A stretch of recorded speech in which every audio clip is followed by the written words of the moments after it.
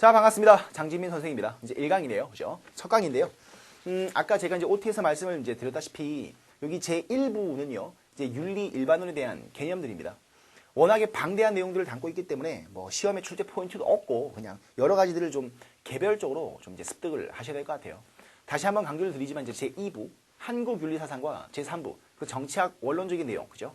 민주주의론에서 이제 대부분의 기출문제가 쏟아집니다. 그래서 그쪽 기출문제 같은 것들은 제가 마지막 10강에서 다시 한번 좀 이제 심층적으로 분석을 해드리고 다뤄드릴 거예요. 알겠죠? 그래서 여기 이제 제 1강과 제 2강, 그러니까 일부를 두 강으로 나눈 겁니다. 알겠죠? 제 1장, 2장을 한 강, 그리고 제 3장, 제 4장, 이걸 또 이제 한 강으로 묶어서 1강과 2강이 이제 제 1부 파트라고 보시면 돼요. 문제도 많이 나와봐야 한 4개, 정말 많이 나온 회가 이제 5개가 나왔더라고요. 그러니까 그런 기출문제의 어떤 분포는요, 많지 않은 챕터니까 좀 비교적 가볍게, 그리고 솔직히 말씀드리면 다 틀려도 돼요. 왜냐면 제2부와 제3부에 있는 문제들을 전부 다 맞출 수가 있고, 그리고 거기 있는 것들은 그렇게 많이 좀 원론적이거나 철학적인 내용들은요, 많지가 않습니다. 알겠죠? 그래서 여기 1강, 2강은 이제 우리 친구들 스트레스 좀 안 받게 제가 좀 과감하게 뺄 내용은요, 빼고 철저하게 이제 기출이 많이 되는 부분에 대해서만 제가 이제 개념 중심으로 설명을 해드리겠습니다. 알겠죠? 자, 한번 보겠습니다. 첫 번째, 제 1장이 인간의 자기 이해네요. 인간이 자기를 어떻게 이해하는 것인가? 당연히 쉬운 일이 아니죠. 저도 제가 누군지 잘 모르겠습니다. 제가 왜 살아야 되는가? 잘 모르겠고요. 뭐 자아 정체성, 아이덴티티 되게 많이 말을 하는데요. 그게 정말로 완벽하게 형성된 인간이 얼마나 되겠습니까? 그죠? 근데 그런 것들이 중요한 게 아니고 여기서는요. 이론적으로 한 번씩 이제 살펴보는 겁니다. 알겠죠? 그래서 이제 목차를 보시면 첫 번째가 인간의 본성이 지니는 의미라는 건데요. 이걸 주제로 제가 바꿔드릴게요. 자, 그러니까 필기가 필요하신 분들은요. 제 판서만 따라오시면서 강의를 들으시면 되겠습니다. 알겠죠? 인간의 본성이 가지는 의미. 이걸 뭐라고 얘기를 하느냐. 이걸 인간 본성론 이렇게 얘기를 합니다. 그러니까 윤리학의 첫 번째 주제라고 볼 수 있고요. 이제 가장 기본적인 어떤 물음, 질문이라 보시면 되겠어요. 자, 일단 인간의 본성이라고 얘기를 할 때는요. 상당히 다양한 그런 본질적인 특성들을 가지고 있습니다. 아마 여러분들 중학교는 다 다녔을 거 아닙니까? 그죠? 중고등학교 때 이제 도덕 시간 때 또는 이제 윤리 시간 때 인간이 가지고 있는 특성 이런 것들을 아마 배워보신 적이 있을 건데 뭐 기억은 안 나겠죠. 그죠? 저도 기억 잘 안 납니다. 근데 인간의 본성이 상당히 여러 가지들의 본성이 있어요. 일단은 가장 중요한 인간의 본성은 뭐냐? 바로 뭐랄까요? 도덕성이 되겠죠. 그죠? 인간은 윤리적인 존재라고 얘기를 합니다. 그러니까 선이 뭔지, 악이 뭔지를 알 수 있고요. 그죠? 그리고 선이 뭔지를 알고 있음에도 불구하고 의도적으로, 그죠? 상대방을 해할 목적으로 악한 행위를 할 수 있는 이른바 자유의지. 다시 한번. 자유의지라는 걸 가지고 있는 것은 바로 인간밖에 없습니다. 그죠? 인간은 동물적인 어떤 본능, 그런 동물적인 본성도 가지고 있지만 인간은요, 이성적인 능력을 가지고 있습니다. 여기서 말하는 이성적인 능력은요, 어떤 합리적인 사유 능력을 얘기하는 것이고요. 도덕성, 내지는 윤리성이라고 얘기할 때는 인간의 자유의지, 어떤 뭐 계산하거나 생각할 수 있는 힘, 그런 것들을 이제 넘어서서 선과 악을 판단할 수 있고 선을 알고 있음에도 불구하고 얼마든지 충분히 악한 행동을 할 수 있는 그런 자율적인 의지를 가지고 있는 건 바로 인간밖에 없어요. 그래서 이걸 인간의 어떤 본성론이라고 얘기를 하는데요. 인간이 태어날 때부터 과연 선한 것인가 또는 악한 것인가 아니면 선과 악을 같이 가지고 있는 것인가 아니면 아무것도 없는가 이런 것들을 이제 주요 테마로 해가지고 자신만의 인성관 또는 인간관을 이제 표현한 수많은 동서양의 사상가들 철학가 할아버지들이 계십니다. 자, 쭉 소개를 시켜드릴게요. 일단 인간 본성론은요 크게 두 가지로 나눌 수가 있습니다. 크게 두 가지요. 첫 번째는 인간의 본성은 선천적으로 결정이 되어 있다라고 바라보는 그런 학자들이 꽤 있습니다. 알겠죠? 선천적이라는 건 뭡니까? 살아가면서 형성되는 것이 아니고 태어날 때부터 그런 것들을 가지고, 그죠? 생득이라는 표현을 씁니다. 태어날 때부터 득하는 것, 가지고 태어난다는 뜻이에요. 그래서 선천적으로 인간의 본성이 결정되어서 태어난다라고 바라보는 관점이 있고요. 반면에 아니다. 인간의 본성은 아무것도 없다. 그리고 살아가면서 어떤 주위 환경 또는 자신만의 어떤 선택적인 의지에 의해서 인간의 본성도 만들어지는 것이고 후천적으로 형성되는 것이다. 이렇게 바라보는 관점을 가진 학자들도 꽤 있습니다. 알겠죠? 자, 그리고 이 선천적으로 결정된다라는 걸 크게 두 가지로 이제 구분할 수가 있는데요. 첫 번째는 뭐냐? 아마 한 번씩은 다 들어봤을 겁니다. 그죠? 첫 번째를 성선설 이렇게 얘기해요. 성선설. 한번 번역해봐. 성선 무슨 말일까? 인간의 본성은 태어날 때부터 선천적인 측면을 가지고 태어난다라는 겁니다. 그러니까 사람들이 태어날 때는요, 선한 본성만 가지고 태어나는 거예요. 근데 악한 인간도 존재합니까, 안 합니까? 존재를 하죠. 왜냐하면 선한 본성을 가지고 태어나지만 주위 환경 또는 살아가면서 어떤 사리사욕 있죠. 그죠? 자기만 잘 먹고 잘 살면 된다라는 어떤 이기심, 그죠? 또는 사리사욕적인 그런 측면이 강하기 때문에 인간이 원래 가지고 있는 선한 본성이 흐려진다라고 표현을 쓰는 거예요. 천사가 악마로 변신하는 것이 아니고 처음에는요, 선한 본성을 가지고 태어나지만 그 선한 본성이 잘 발현이 안 되는 거예요. 알겠죠? 악한 본성이 아니고요.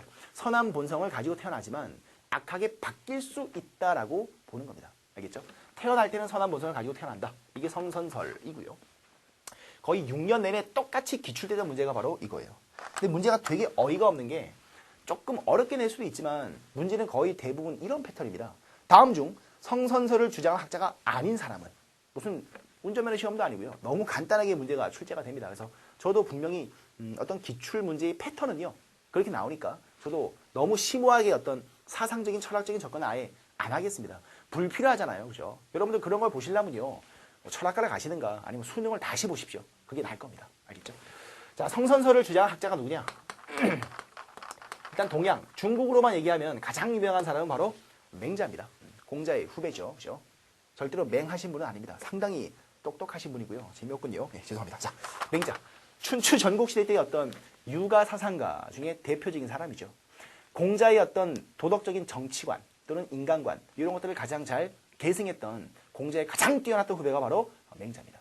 이 맹자라는 분이 성선설을 주장한 동양의 최초의 어떤 사상가라고 보시면 되겠어요. 자, 근데 이 맹자가 조금만 설명해 드릴게요. 잠깐만. 결론은 성선설을 주장한 학자는 맹자. 이게 끝인데요. 왜 맹자는 인간의 본성을 태어날 때부터 선하다라고 이제 얘기를 했냐면 나름대로의 근거를 대십니다. 그 근거를 이제 뭐라고 얘기하냐면 뭐 한문으로 쓰면 싫어하실 거죠. 네, 한글로 쓸게요. 불인지심 이렇게 얘기를 했어요. 불인지심이요. 원래 불인인지심 이렇게 얘기를 하는데 사람은요 태어날 때부터 불인지심이라는 마음 상태를 가지고 태어난다라고 봤습니다. 요 한자 불인지심 그대로 직역해드리면 차마 어쩌지 못하는 마음. 다시 한번 차마 어쩌지 못하는 마음. 이걸 불인지심이라고 얘기를 해요. 에피소드를 하나 가르쳐드리면 맹자 선생께서 왜 인간의 본성을 선하다라고 봤냐면 맹자가 하루는요 이렇게 산책을 하고 있었대요. 막 철학과 사색을 하면서 산책을 하고 있는데요. 마을에 이제 우물이 있었답니다. 우물이 뭔지 알죠? 네, 그 우물이 있었는데요. 되게 나이가 어린 꼬맹이가 우물가에서 이제 막 이렇게 우물에 뭐 있나 하고 보는 거예요. 왔다 갔다 하면서 보는 겁니다. 근데 꼬맹이들은 키가 작지 않습니까? 그죠? 그래서 얘가 영화 링 바이러스처럼 우물을 이제 이렇게 해가지고 올라탄 거예요. 그래서 뭐 있나 하고 자세하게 본 겁니다. 근데 조금만 잘못하면 주의를 기울이지 않으면 애가 어떻게 되는 거예요? 네, 우물로 고고싱 떨어지는 거죠. 큰일 나는 거죠. 맞죠? 그걸 맹자가 봤어요. 근데 맹자가 그 꼬맹이가 정말 위태위태할 정도로 떨어질랑 말랑 하니까 자기 마음속에서 누가 시키지도 않았는데 배운 적도 없는데 어머 쟤 어떻게 쟤 빠지면 어떻게 어머 어떻게 이런 생각이 들었답니다. 생각을 한번 해보세요. 그 꼬맹이가 거기 떨어지든 걔가 죽든 말든 솔직히 맹자 선생하고 뭔 상관입니까? 그죠? 근데 여기서 맹자는 하나를 깨달은 겁니다. 정말 신기하죠? 배운 적도 없거든요. 그죠? 들어본 적도 없어요. 딱 그 상황을 보고 마음속에서 뭐가 우러러 나오는 겁니까? 그럼요. 쟤 떨어지면 어떡하나. 어쩌지 못하는 마음이 생긴다는 겁니다. 그리고 맹자 선생은 얼른 조낸 뛰어가서 그 꼬맹이를 내려가지고 그러면 안 된다고. 그죠? 떨어지면 큰일 난다고 자식아. 가라고 했다는 겁니다. 이해가 되겠죠? 인간은요. 누구든지 배우지 않아도 태어날 때부터 우물가의 어린아이가 빠질랑 말랑 하는 그런 상황을 보면 어머나 쟤 어떡하니. 쟤 떨어지면 어떡하니. 라는 마음이 우러러 나온다는 겁니다. 이걸 불인지심이라고 얘기했고요. 아무리 악한 인간이라고 해도 태어날 때는요. 전부 다 어쩌지 못하는 그런 마음씨, 선한 마음씨를 가지고 태어난다라고 봤다는 겁니다. 이해가 되겠죠? 이게 바로 불인지심이라고 말하는 개념이고요. 이 불인지심이라는 마음 때문에 맹자는 인간의 본성은 선하다라고 이제 결론을 지은 겁니다. 이해되시죠? 오케이. 자, 동양에는 맹자가 대표적이고요. 서양에는 누가 있느냐? 프랑스의 계몽주의 사상가 바로 장자크 루소라는 사람이 있습니다. 이분도 사람 이름은 좀 많이 들어보지 않았습니까? 그죠? 루소. 일단 루소 같은 경우는 되게 유명합니다. 일단 뭐 꽃미남으로 유명하고요. 언변이 되게 이제 화려했던 사람으로, 그죠? 여자 잘 꼬시기로 유명했었죠. 이 루소의 사회 계약론에 보면 루소의 인간관이 이제 언급이 되어 있습니다. 루소도 성선설이에요. 인간은 태어날 때부터 선한 본성을 가지고 태어나기 때문에 인간들이 뭔가를 배우고 또 뭔가 되게 많이 제도가 발달되고 문명화되다 보면 사람들의 선한 본성이 이제 가려진다라고 봤었어요. 그래서 루소 같은 경우도 성선설의 대표적인 사상가 이렇게 보시면 되겠습니다. 알겠죠? 우리 독학사 국민윤리에서는요. 맹자 루소 말고도 더 있어요. 더 있는데 이 두 분만 기억을 하시면 되겠습니다. 알겠죠? 어떤 기출문제를 봐도 이 두 명 이외의 다른 성선설을 이제 주장했던 그런 사상가는 한 번도 언급이 된 적이 없기 때문에 저를 믿으시면 되겠습니다. 알겠죠? 자, 그럼 성선설이 있으면 뭐가 있겠습니까? 인간은 태어날 때부터 선하다. 웃기지 마라. 인간은 태어날 때부터 전부 다 뿔 달린 악마다. 인간은 태어날 때부터 탐욕스러운 이기심, 지만 아는 그런 어떤 그런 이기적인 본성이죠. 그죠? 그런 탐욕스러운 이기적인 본성을 가지고 태어날 뿐이다. 사람은 도덕성은 태어날 때부터는 없다. 인간은 전부 다 태어날 때는 나쁜 새끼다. 라고 바라보는 게 성악설이겠죠. 성선설과는 정반대의 관점이 되겠습니다. 자, 똑같은 방식으로 한번 접근해 볼게요. 동양에 누가 있느냐?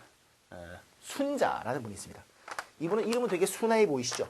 근데 이름만 순하지 성격은 그렇게 순하지가 않으셨고요. 상당히 공격적인 정치 사상가라고 이제 소개를 시켜드릴 수가 있는데 지금 뭐 순자의 사상을 다 배우실 필요는 없을 것 같으니까. 예. 자, 순자는요.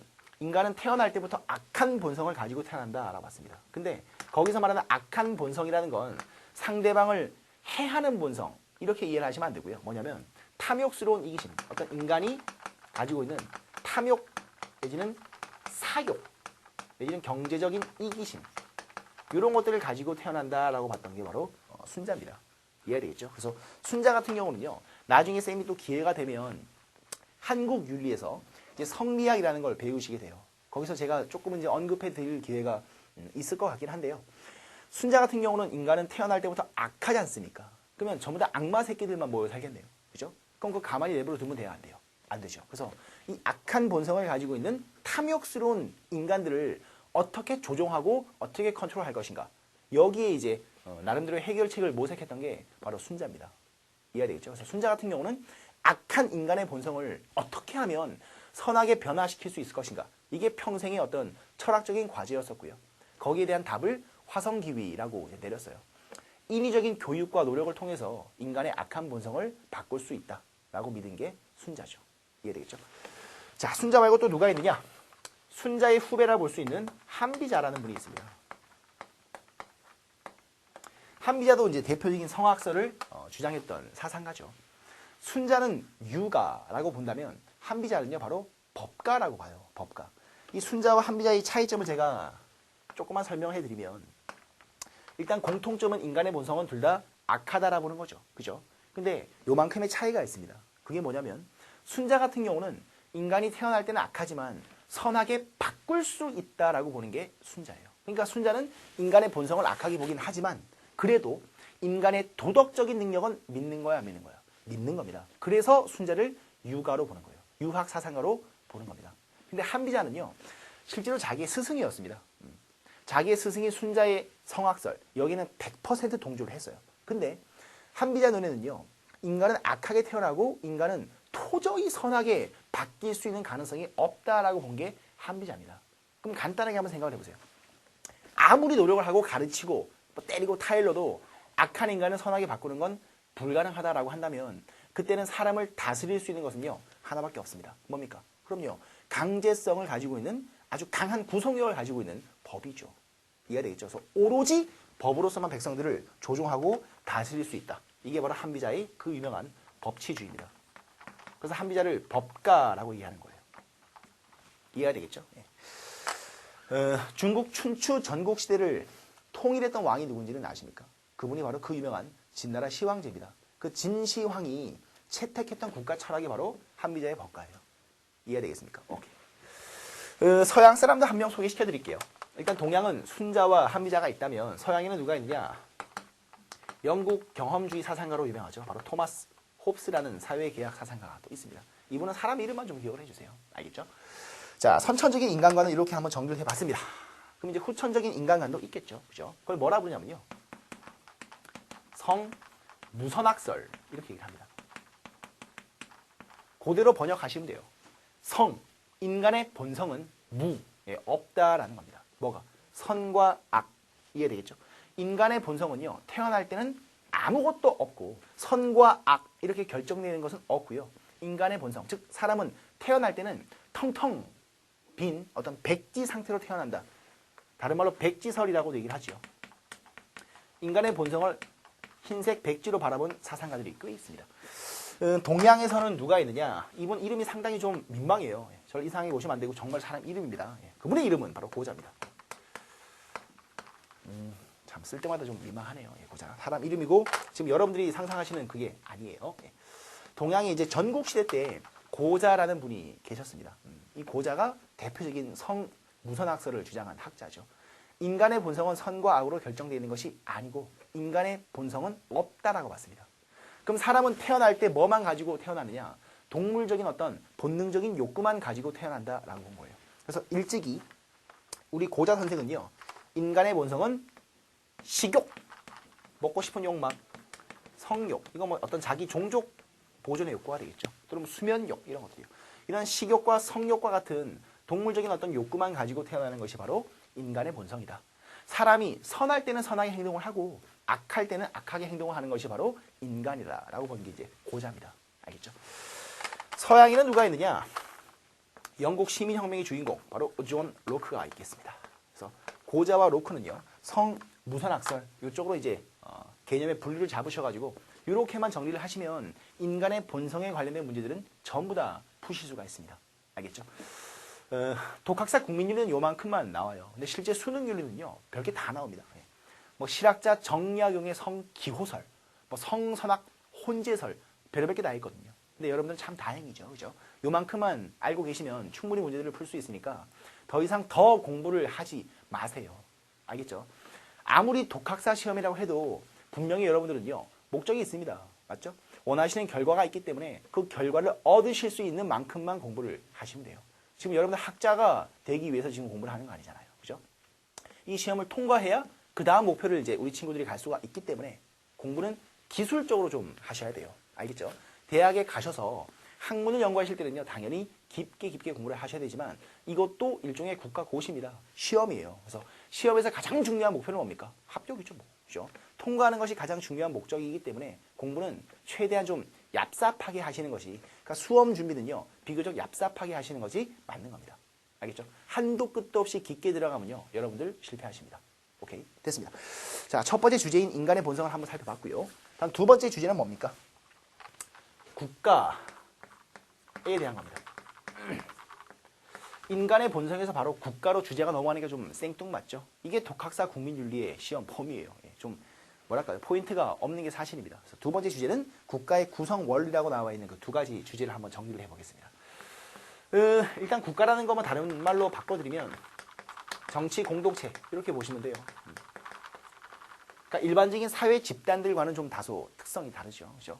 유일하게 이제 강제적인 구속력을 행사할 수 있는 정치적인 공동체, 이걸 국가라고 얘기를 하고요. 이 국가를 이제 국가의 어떤 성립 배경, 국가는 누가 만든 거지? 국가라는 건 어떻게 생겨난 것일까? 이런 것들을 다소 윤리적인 측면으로 지금 책을 써놓은 겁니다. 알겠죠? 거기 사상을 보시면 두 가지 사상이 나옵니다.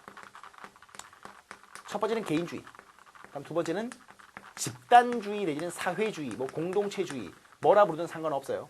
이렇게 두 가지로 이제 개념을 살펴보시면 되는 건데요. 이렇게 한번 접근을 해보겠습니다. 우리 친구들 그 선택 과목에서 이제 주로 두 과목을 보지 않습니까? 그죠? 가장 많이 선택하는 게 이 국민윤리하고 아마 사회학 개론쯤 될 겁니다. 근데 그 사회학 개론에도요, 요거 나옵니다. 그죠? 사회란, 그러니까 정치 공동체인 이 사회라는 건 누가 만든 것인가? 어떻게 만들어진 것인가? 거기랑 관련해 가지고 사회 명목론, 사회 실제론 이런 관점이 나와요. 같이 공부하시는 분들은 참고해서 들으시면 돼요. 알겠죠? 그 사회 명목론이 바로 뭐냐? 이겁니다. 바로 개인주의예요. 그러니까 이 개인주의라는 건 간단하게 말씀드리면요, 이겁니다. 개인과 사회 전체 집단, 그러니까 국가라고 환원시켜 가지고 설명을 해드릴게요. 그럼 개인과 국가가 있다면 당연히 뭐가 우선이고 뭐가 좀 더 중요하다라고 바라보는 걸까요? 당연히 개인입니다. 개인이 먼저고 개인이 뭔가 필요한 게 있으니까 국가라는 사회 공동체를 만든 것이다. 이게 바로 개인주의입니다. 그리고 이걸 다른 말로 바꿔드리면 이게 바로 자유주의예요. 서양 철학의 입장에서 봤을 때 개인주의라는 말과 자유주의라는 말은요 똑같은 말이에요. 쌍둥이입니다. 근데 유교권 국가인 우리나라 같은 경우는 그리고 여러분들은 개인주의라는 단어를 되게 부정적인 뉘앙스로 이해하십니다. 솔직히 거의 다 그렇죠. 그죠? 개인주의. 무슨 말처럼 들립니까? 이기주의보다는 좀 덜한, 그죠? 나만 잘 먹고 잘 살면 되지 뭐. 이런 좀 싸가지 없는 그런 뉘앙스가 느껴지는 게 바로 개인주의라는 단어인데요. 서양 철학에서 봤을 때 또는 국가적인 어떤 관점에서 봤을 때는요. 개인주의는 자유주의랑 똑같은 말이에요. 그러니까 자유주의는 개인의 자유가 최고의 가치이고 이 개인의 자유를 좀 더 확실하게 누리기 위해서 국가라는 도구를 만들어내었다. 이게 바로 개인주의입니다. 그리고 이게 자유주의예요. 알겠죠? 그래서 개인주의와 자유주의는 같은 말로 보시면 되고요. 그럼 개인주의 또는 자유주의적 관점에서 본다면 국가는 하늘에서 뚝 떨어진 겁니까? 아니면 사람들이 만들어낸 겁니까? 그럼요. 이걸 이해하셔야 돼요. 알겠죠? 인간들이 만들어낸 겁니다. 왜요? 뭔가 필요한 게 있으니까 만들어냈을 거 아닙니까? 그죠? 그리고 그 필요한 건 뭡니까? 국가를 만든 가장 중요한 이유는 뭐예요? 개인이 누릴 수 있는 자유. 그죠? 이 개인이 반드시 누려야만 되는 또는 최대한대로 누릴 수 있는 그런 도구를 만든 게 바로 국가다라고 보는 겁니다. 그래서 가장 어려운 말로 바꿔드리면 이 자유주의는 도구주의적 국가관 이렇게 얘기를 해요. 다른 말로 도구주의적 국가관. 이해되겠죠? 국가는 도구에 불과한 겁니다. 대한민국 국민들이 대한민국을 위해서 사는 것이 아니고 대한민국이 대한민국 국민들을 위해서 존재하는 거예요. 이 말 이해가 되시겠죠? 오케이. 그래서 자유주의는 개인주의랑 거의 같은 개념이라고 보시면 되고요. 표를 보시면 이해가 될 겁니다. 자, 그러면 집단주의는 뭐겠습니까? 뻔하죠, 뭐. 사고방식이 어때요? 정반대가 되겠죠. 개인과 국가가 있다면 뭐가 먼저예요? 국가가 먼저다라는 겁니다. 그리고 좀 골 때리는 사고방식이 뭐냐면 이 집단주의는요. 국가라는 것을 자연적인 어떤 발생물로 봐요. 그러니까 사람들이 인위적으로 만들어낸 어떤 도구가 아니고요. 국가라는 것이 원래 있었던 겁니다. 공동체라는 집단이 원래 존재하고 있었던 거예요. 그리고 나서 개인들이 뿅뿅뿅 생겼다라고 생각하는 그러니까 우리 일반인들이 가지고 있는 사고방식과는 좀 많이 다르죠. 그죠? 대한민국이 먼저 존재하고 있었고 그 다음에 국민들이 하나씩 하나씩 생겨났다라고 바라보는 게 바로 이 집단주의입니다. 알아먹겠습니까? 그래서 이 집단주의는 국가가 먼저죠. 그래서 뭐 국가주의라고 얘기를 할 수도 있고요. 대표적인 집단주의적 사고방식이 바로 사회주의입니다. 마르크스, 조금 이따 배우실 텐데요. 그 마르크스가 바라봤던 국가의 관점이 바로 이 집단주의예요. 이해되시죠? 오케이. 그래서 이건 도구주의가 아닙니다. 국가가 먼저고요. 개인은 국가를 위해서 존재한다라고 바라보는 거예요. 자, 그러면 의문이 생기죠. 정말로 국민들은 국가를 위해서 존재하는 것인가? 우리들은 그렇게 생각 안 합니다. 근데 다른 나라 사람들은요. 이런 생각을 했던 민족들이 꽤 있습니다. 대표적인 예가 뭐냐면 이런 거예요. 여러분들이 역사 공부를 얼마나 했을지는 모르겠지만 솔직히 아실 겁니다. 그죠? 뭡니까? 하이 히틀러. 나치즘이죠. 맞죠? 일본의 군국주의도 대표적인 어떤 집단주의적인 국가 간으로 이제 이해를 하실 수가 있어요. 그러니까 무슨 말이냐면요. 예를 들면 이런 거 있죠. 2차 대전 다 아시죠? 그 2차 대전 당시에 일본에 자살 특공대가 있었습니다. 그러니까 공군 부대고요. 정말로 유명한 공군 자살 특공대죠. 이름 뭐죠? 예, 바로 가미가제 특공대입니다. 카미카제라고 얘기하는데 그 가미가제 특공대에 탑승했던 그 자살 폭격 단원들 그분들의 머릿속에는 이 사고방식이 이제 기본적으로 깔려 있는 거예요. 그러니까 이런 거죠. 대일본 제국이 없으면 나도 없다라고 생각하는 겁니다. 이해되겠죠? 이건 어떤 광기 어린 그런 뭐랄까요? 좀 진짜 말도 안 되는 자신감의 표현이 아니고요. 정말로 그때는 그 민족들은 그렇게 생각한 겁니다. 대독일 제국이 먼저인 겁니다. 대일본 제국이 있어야 나도 존재한다라고 생각을 했기 때문에 천황폐하 만세 그냥 내 목숨을 없애버리는 거죠. 이해가 되겠죠? 만약에 여러분들한테 우리 대한민국 우리 조국을 위해서 가서 좀 죽어줄래? 그럼 여러분들 죽어주시겠습니까? 어떻게 하시겠습니까? 예. 무조건 네가 가 자식아 라고 하겠죠. 이게 자유주의 국가의 국민과 전체주의 이런 것들은 이제 전체주의라고 얘기를 하거든요. 이런 집단 중심의 국가 간의 국민들과 사고방식이 완전히 다릅니다. 이해되겠죠? 자, 우리 대한민국은요. 어디에 가까울까요? 네, 이겁니다.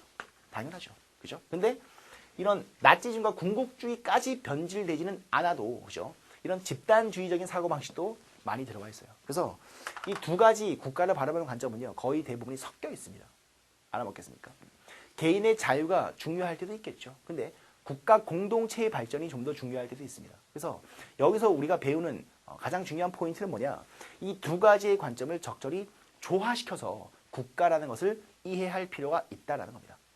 이해되겠죠? 무조건 내 자유만을 위해서 국가를 깔아뭉개거나 또는 국가 권력이 국가를 위해서 개인들의 자유를 침해하거나 함부로 국민들의 권리를 훼손하는 일은 있어서는 안 되겠다를 가르치기 위해서 이게 테마로 나와 있는 겁니다.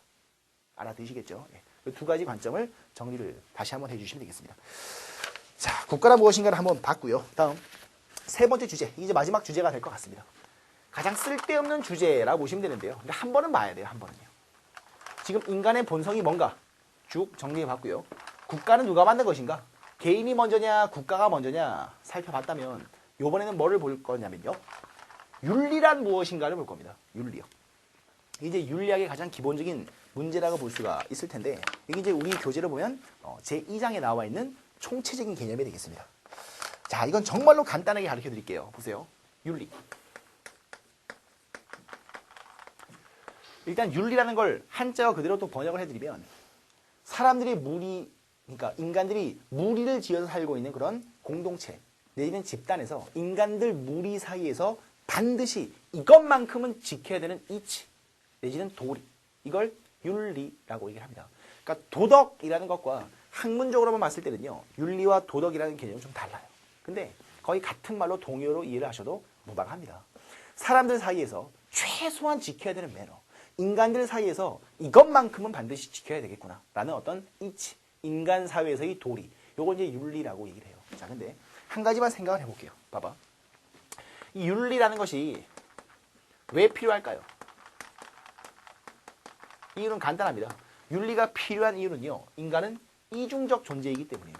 자, 좀 어려운 학문적인 용어가 나오죠. 인간은 이중적 존재이기 때문에 반드시 인간 사회에서는 윤리라는 규범이 필요합니다. 그럼 여기서 말하는 이중적 존재가 뭐냐? 말 그대로 양면성을 가지고 있는 존재이기 때문이에요. 제가 아까 처음에 인간의 본성에 대한 설명을 해드릴 때 사람은요, 선한 본성을 가지고 태어났다. 일리 있습니다. 그죠? 근데 인간은 악한 본성을 가지고 태어났다. 이것도 일리 있냐 헛소리냐? 일리 있는 겁니다. 사람은요, 선한 본성을 가지고 태어나든 악한 본성을 가지고 태어나든 간에 선한 인간과 악한 인간은 어느 사회에 가서나 다 있습니다. 맞죠? 김길태 보십시오. 엄청나시죠? 그죠? 그분도 처음부터 엄마 뱃속에서부터 이러진 않았을 거 아닙니까? 분명히 그분도 태어날 때는 선한 본성을 가지고 태어났다라고 우리가 이해할 수는 있습니다. 근데 지금 현재 김길태, 무슨 유형철, 강호순 보십시오. 그분들 보고 우리는 절대로 선한 인간이라고 얘기할 수 없습니다. 그죠? 근데 그 사람들도 뭐 개인적으로 알 수는 없지만 선할 때는 또 선할 거예요. 그죠? 근데 여대생만 보면 애들이 이제 이상해지지 않습니까? 그죠? 이게 인간의 이중성이라고 얘기하는 겁니다. 선할 때는 선하게 행동합니다. 근데 악할 때는요, 정말 악한 게 인간이죠. 인간만큼 악한 존재는 존재하지 않습니다. 이해되겠죠? 그게 바로 인간의 특징이에요. 선할 때는 문제가 안 생깁니다. 근데 인간이 악한 행동을 할 때는 사회에 문제가 생기고 인간 사회에서 문제가 생기거든요. 그래서 그런 문제들을 해결하기 위해서 뭐가 필요한 거예요? 최소한의 인간으로서 지켜야 될 도리, 이치, 어떤 규범성을 가지고 있는 것, 이 윤리가 바로 이래서 필요한 겁니다. 알아먹겠죠? 간단하게 기억하시면 돼요. 인간은 이중적인 존재이기 때문에 윤리라는 인간의 어떤 최소한의 규범은요, 꼭 필요하다라고 이해를 하시면 되겠습니다. 알겠죠? 자, 근데 여기서 중요한 게 뭐냐면 이것도 좀 이론적으로 접근하는 건데요. 윤리란 어떻게 볼 것인가? 윤리라는 것을 바라보는 관점이 있어요. 크게 두 가지로 구분이 되는데요. 첫 번째는 윤리라는 것은 절대적이다. 이걸 이른바 절대론적 윤리설. 이건 별표를 마구마구 쳐놓으십시오. 무조건 시험에 나옵니다. 무조건요. 근데 쉬워요. 알겠죠? 한 번만 딱 설명해 드릴 테니까 잘 들어보시면 되겠습니다. 절대론적 윤리설. 그럼 이거랑 대칭되는 건 뭐가 있겠냐? 상대론적 윤리설 있겠죠. 자, 우리 친구들이 아무리 공부를 지금 안 했다고 해도 절대와 상대의 말 차이는 모를 수도 있겠네요. 자, 거의 대부분 알 텐데요. 절대는 뭡니까? 기준이 하나다라는 겁니다. 절대적이다, 상대적이다 이렇게 얘기할 때는요, 뜻이 바로 이겁니다. 절대라는 것은 기준이 하나. 그래서 그 기준에 부합해야지만 참이고 선한 것이요. 상대라는 것은 기준이 여러 가지인 거예요. 그때그때 다른 거니까. 그죠? 그래서 이 기준에 접목이 될 때는 어떤 거예요? 맞는 것이고, 만약에 이 기준에 접목이 안 될 때는 또 틀릴 수도 있다라고 바라보는 게 상대론입니다. 그러니까 이렇게 볼 때는 그게 맞는 것이고, 이렇게 볼 때는 또 그게 맞을 수 있는 게 상대론이라는 뜻입니다. 이해가 되겠죠? 그러면 더 쉬운 말로 바꿔드리면 절대론적 윤리설이라는 건요, 선과 악, 내지는 뭐 정의 또는 부정의, 이런 선과 악과 정의에 관련된 문제를 판단할 때 그 판단의 기준과 판단의 척도는 몇 개인 겁니까? 여러 가지인 거예요? 한 개인 거예요? 딱 한 개밖에 없다라고 바라보는 게 절대론적 윤리설이에요. 어느 사회나 언제나 어떤 민족에게나 전부 다 도덕적인 선과 악, 정의, 부정의를 판단하는 기준은 딱 하나가 있다는 것이 바로 절대론적인 윤리설이라고 보는 겁니다. 알아보겠습니까? 철학사적으로 소개를 시켜드리면 최초의 절대론적 윤리설, 요걸 소개해 준 사람이 누구냐? 이분 완전 유명하죠. 그죠? 고대 그리스 아테네 철학자입니다. 바로 소크라테스예요. 알겠죠? 소크라테스 같은 경우는요, 절대론적 윤리설을 독배를 마시면서까지 자기 자신의 어떤 그런 절대적인 도덕 법칙, 그죠? 이걸 자신의 어떤 죽음으로서 증명하신 정말로 유명한 분이죠. 맞죠? 그러면 상대론적 윤리설은 뭐냐? 선과 악, 내지는 정의에 대한 판단 기준이 다르다는 겁니다. 그러니까 그때그때 다른 거죠. 그 기준이 다르고 판단 기준에 대한 척도가 상당히 많다라고 보는 거예요. 이 절대론적 윤리설은 뭐였습니까? only one이었었죠. 쉽게 말하면요. 그죠? 선과 악, 정의, 부정의 판단 기준은 오로지 한 개인데 비해서 상대론적인 윤리설은요, 그때그때 다 다르다라고 본 겁니다. 이게 우리 교재도 소개가 되어 있는데요. 상대론적인 윤리설을 최초로 주장했던 사람 이름은 아니고요. 그 사람들의 어떤 집합체, 집합 명사라 보면 되겠습니다. 소피스트라는 학자들이 있었어요. 소피스트. 그리스 말로 직역해드리면 지혜로운 자라고 부르는 건데요. 이 소피스트들이 이제 대표적인 상대론적 윤리설을 주장했던 사람들입니다. 대표적인 사람 한 명만 가르쳐드리면 프로타고라스라는 사람이 있어요. 이 사람 이름도 한번 출제가 된 적이 있더만요. 문제들을 분석을 해보니까 프로타고라스.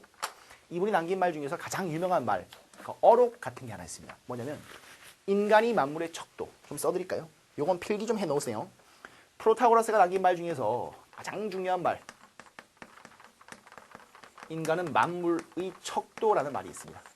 요 명제 하나만 분석을 해드리고 강의를 마무리해드릴게요. 보세요. 인간은 만물의 척도, 만물, 이 우주에 존재하는 모든 것들을 판단하는 척도.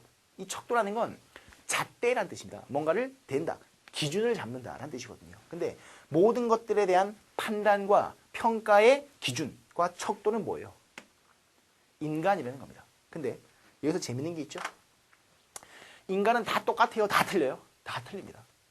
예를 들면 프로타고라스가 던진 사례인데요. 우리 친구들 한 번만 생각을 해보시죠. 잘 들어보세요. 동굴 안은 추워요? 따뜻해요? 다시 한번. 사람이 동굴 안에 들어가면 춥습니까? 따뜻합니까? 대답하기 쉽지 않죠? 다 다르다 이런 겁니다. 이해되겠어요? 여름에 동굴에 들어가면 시원합니다.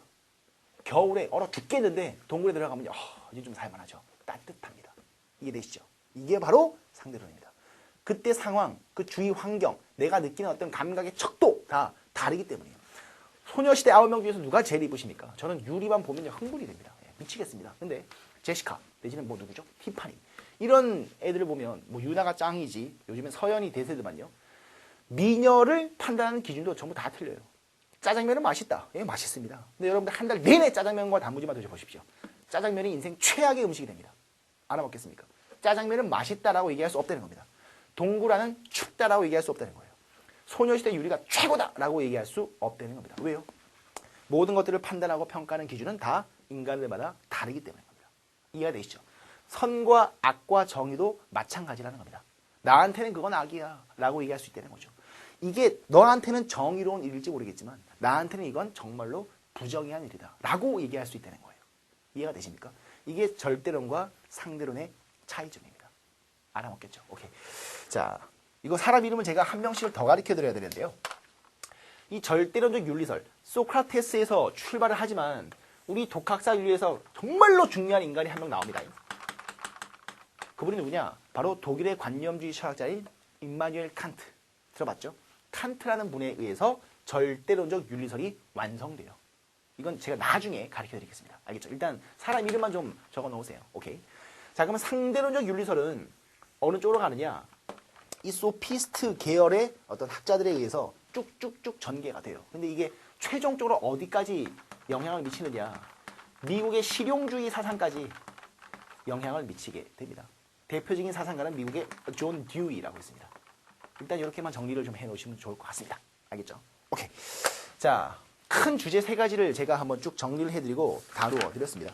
좀 빠진 내용이나 여러분들이 이제 책을 한 번씩 읽고 여러분들이 스스로 정리하셔야 되는 부분도 분명히 있습니다. 알겠죠? 자, 1강은 여기서 이제 마무리를 하고요. 다음 시간 2강에서 제3장 현대사회와 윤리 그리고 이제 어려운 마르크스 이론에 대해서 한번 제가 또 쭉 설명을 해드리도록 하겠습니다. 알겠죠? 자, 1강 소화하느라고 수고 많으셨고요. 저는 다음 시간 2강에서 또 찾아뵙겠습니다. 이만 물러가겠습니다. 네.